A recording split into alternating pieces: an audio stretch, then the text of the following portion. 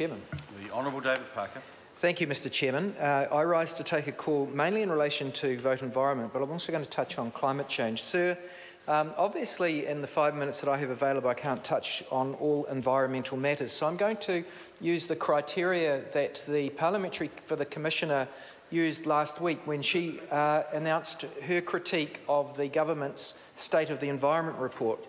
And she, I think, gave Parliament some wise advice. She said that we should be concentrating on what is important, widespread, and where the trend is worrisome.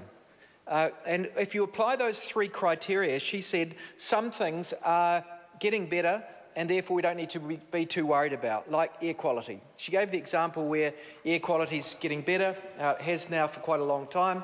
It needs to improve a little bit in some areas, but we can be pretty satisfied as a country we've got that under control.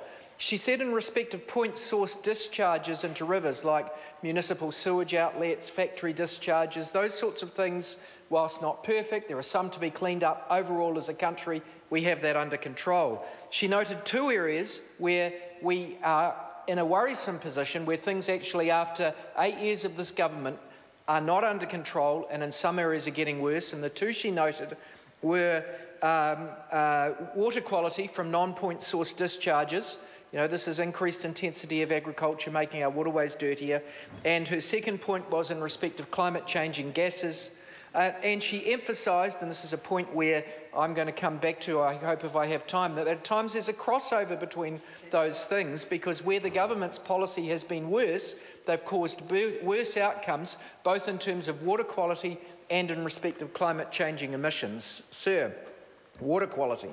Well, my assessment of water quality, sir, is that we are still paying the price of the government having spiked the form of national policy statement that was awaiting them shortly after they took government, that had been overseen by the former Chief Planning Judge in New Zealand, Judge Shepherd. It essentially said clean rivers ought to be kept clean, dirty rivers ought to be cleaned up over a generation, and in order to stop clean rivers getting dirtier and effectively doing this, we had to make it clear that increases in land use intensity that increased non-point source discharges could no longer be a permitted activity until such time as we had decent rules and plans controlling those sorts of eventualities so that overall effects don't get worse.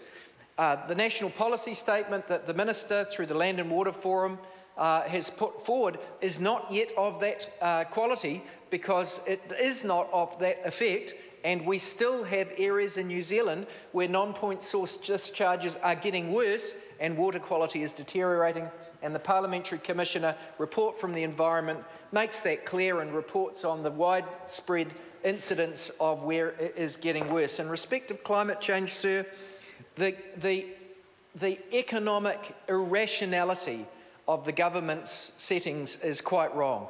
Yes, we've improved in electricity generation emissions because of the emissions trading scheme covering them and because of various other initiatives, mainly of the last government, which have been continued by the current government. Yes, transport emissions are actually getting a little bit better, but not nearly as much improvement as there should be made. But the standout area where things are still getting worse is agricultural emissions. And what does the government do? They exclude that, not just from the ETS, but they see no evil, hear no evil, exclude it from the terms of reference of the review of the ETS, which is, just irresponsible. Indeed, some of the major submitters came along and said, look, we'll put up our hand for doing away with the 2-for-1 emission rights. We'll pay our full quota, but we don't think it's fair that we should have to take on the burden of the increase in emissions that's occurring in agriculture. So they came along and said this is economically irrational and environmentally damaging, and they're right on both counts. An example of that is what's happened in forestry. As the Parliamentary Commissioner says, if we had better signals around deforestation, if we were charging them a reasonable price for deforestation instead of letting the price of carbon go to zero, if we were charging agriculture for increased agricultural emissions following land clearance, then we would have had less of both. We would have had less climate changing emissions, we would have improved water quality, we would have nutrient load, and we wouldn't have blown the dairy bubble bigger as the government did before it popped, flushing billions of dollars of wasted investment down the drain. So the incompetence of the government in that area has made our climate changing emissions worse, our water quality worse, and our economy weaker. A trifecta that I'm sure that the Minister will call comprehensive. Mr. Chairman.